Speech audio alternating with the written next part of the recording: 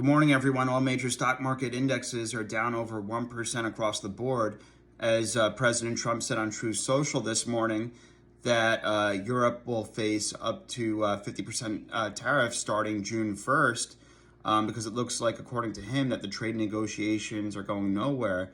This is because of their trade barriers, their VAT, their non-monetary trade barriers, and so forth. And then he also said that on a separate True Social post that Apple will receive a 25% tariff on iPhones sold to the U.S. I mean, he really wants Apple to build in the U.S. and not India.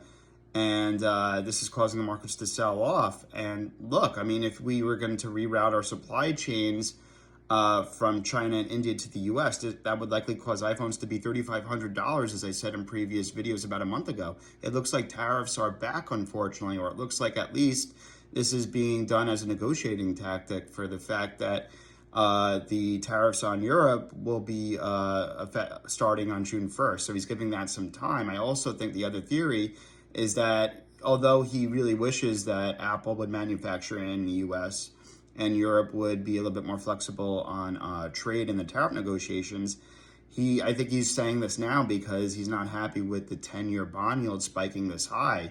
You know, he was running and Secretary Bessent was saying that they really wanted to get 10-year bond yields much lower, even lower than 4%. And with this news, they actually lowered 10-year bond yields under 4.5%. So in a way, this is happening. Maybe it's what they wanted. Maybe that's why they're doing this now. That's my theory. In other ways, like, with the tax bill, there was concerns about the debt and deficit. And with these tariffs, even if it's not a negotiating tactic, it could raise extra revenue, which would help the debt and deficit situation.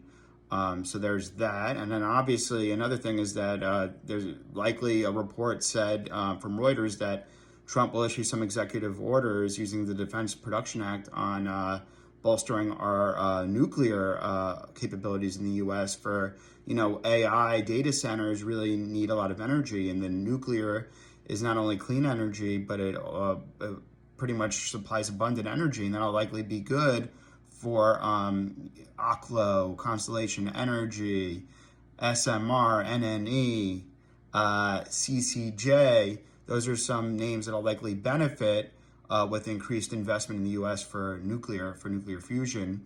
And that'll definitely help power the AI revolution, along with NVIDIA being the AI arms dealer with their GPU AI chips.